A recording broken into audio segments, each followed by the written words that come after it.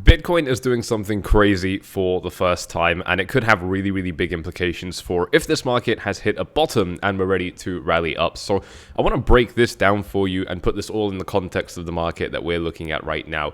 This analysis that I'm about to show you is a little bit more focused on the longer term stuff with this chart, but when we put it back in the context of what's going on in the short term, it's still not super bullish. So I don't want you guys to get your hopes up too high.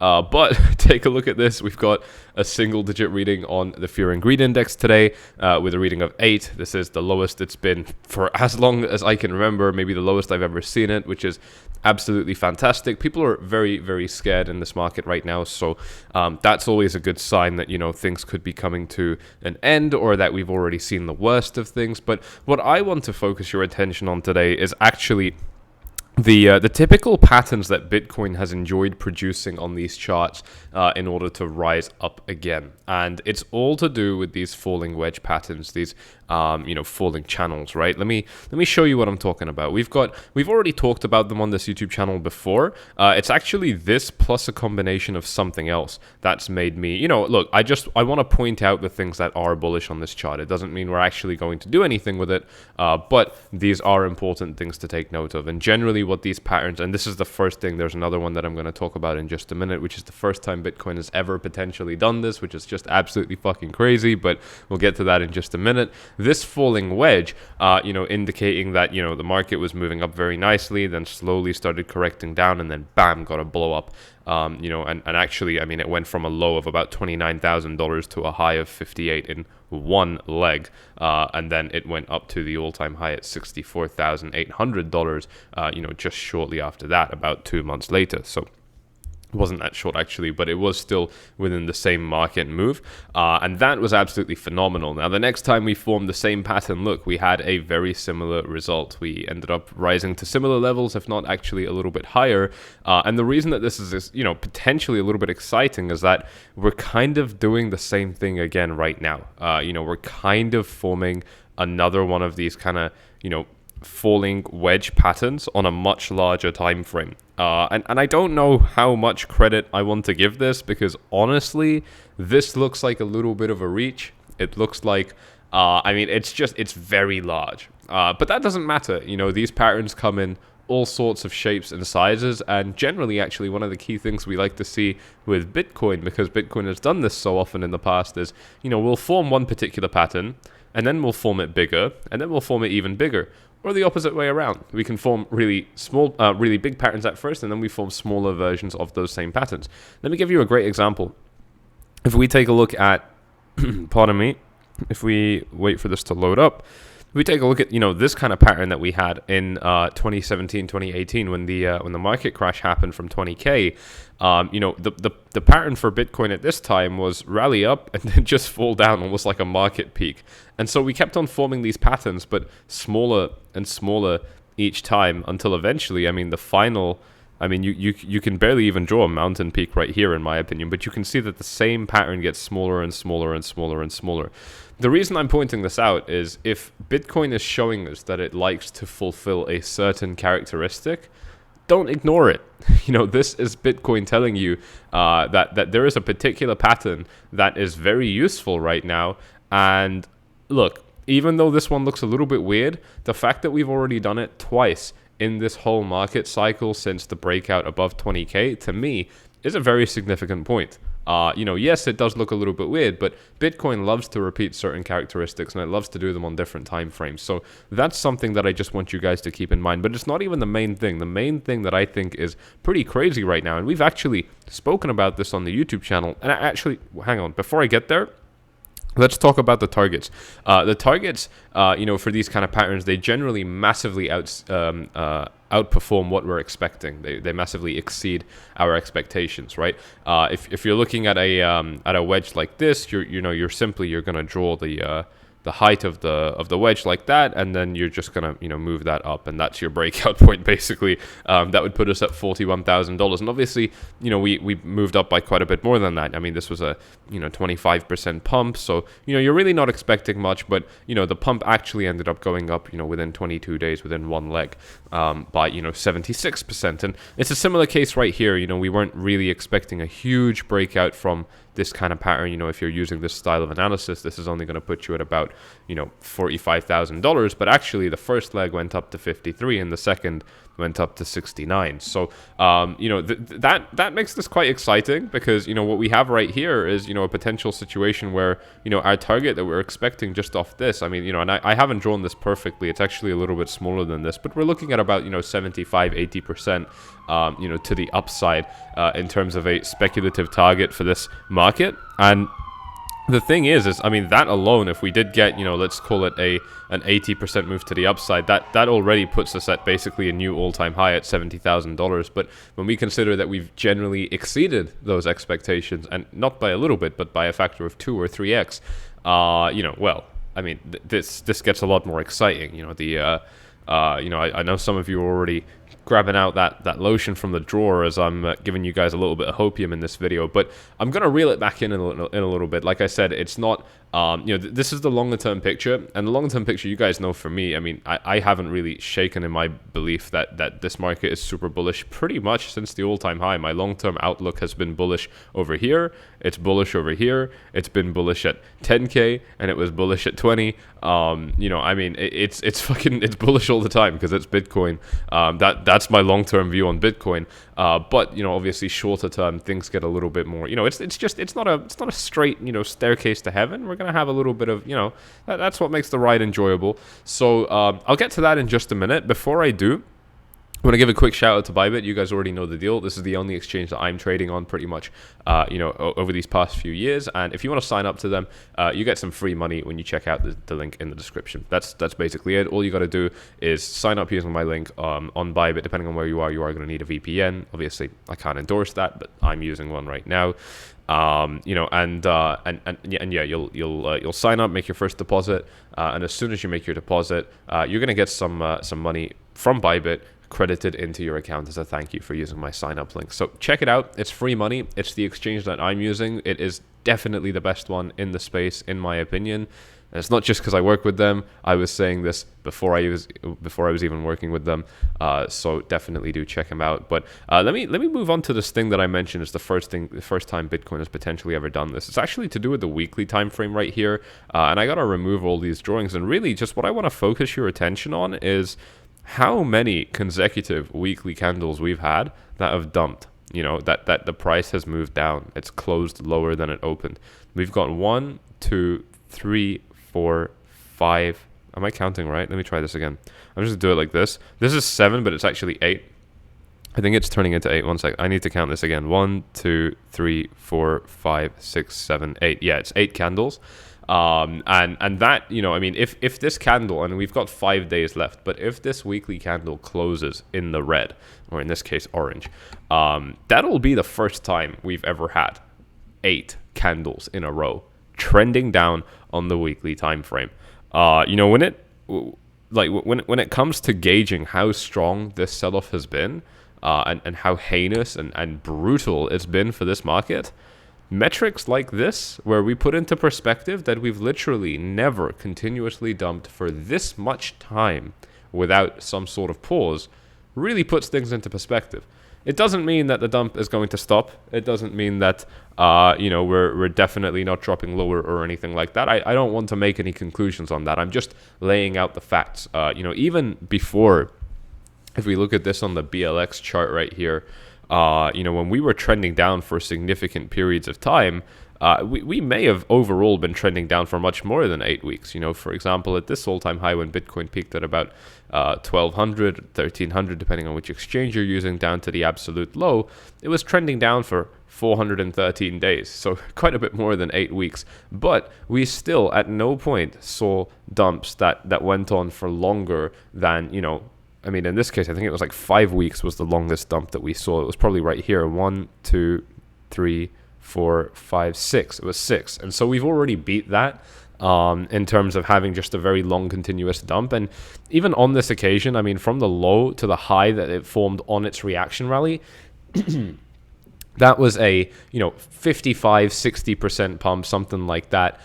You know, quite a large, substantial move to kind of break up the flow of things a little bit before the market continued to drop lower. again, we don't have that right now. If we take a look at the chart with where it's at the moment, and I'm going to go back to this chart right here because these candles are not printing properly. Maybe not this chart either. There's this chart. Yeah, that's the one. Right here, I mean, we haven't really seen a reaction rally that strong. The best that we saw, let me move this onto the daily time frame. The best that we saw was plus 23, 24%. So I don't think that we've seen a big enough correction yet, and I also think it's very unlikely that we're going to close 8 weekly candles in a row in the red. Just given that that's not happened before, as far as I know. I mean, if I'm wrong, then let me know in the comments. But I don't think I'm wrong, and I checked this. So I mean, 8 weekly candles in a row. That is something, and I don't think that we're looking at a situation like that. And I think that seeing other factors like, these very low fear and greed ratings give me a little bit more confidence that actually, I mean, we have some room to move up now. We have some room to form a little bit of a, reaction rally.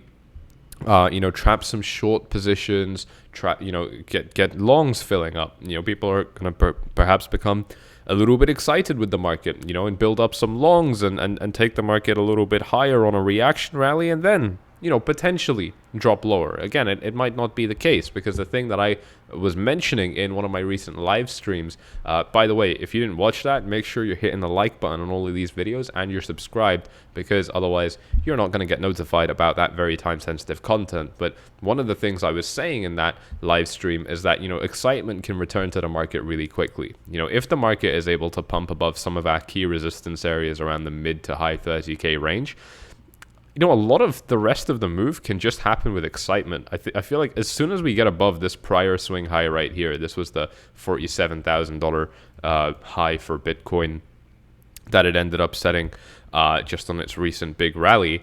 If we just get above this high right here, I think that, excitement can really just carry the market up for the next, literally for the next $20,000 move up to the all-time high.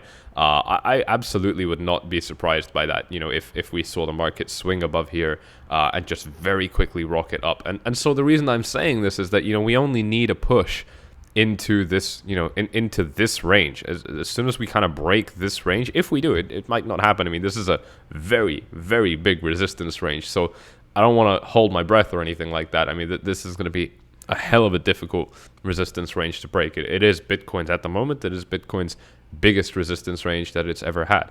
So at least in my opinion, that one is a little bit more open to interpretation, but that's definitely how I feel about it. So I'm not expecting it to be easy, but if we do manage to get this kind of, real reaction rally, the kind of reaction rallies we've seen in the past when we have such big sustained sell-offs in these markets, if we do get that kind of reaction rally, well, look, don't be surprised if it takes us very, very high. I'm keeping an eye on it. At the moment, it's struggling, right? We move into the shorter time frames now, and this is where I'm going to bring us back to reality, ground us a little bit, because the market just isn't that bullish right now on the short-term time frames. I mean, we're actually showing a lot of weakness just right now, in my opinion. I mean, the market just cannot seem to break up. It's formed basically a head and shoulders pattern just as I'm speaking to you right now, right as it's approaching the 4-hour Ichimoku cloud, which we were talking about in the previous video, right? If you did watch that video because you're subscribed and staying classy with this channel, here we go. Then yeah, you'll know that that we were talking about this parallel channel and how this thing could end up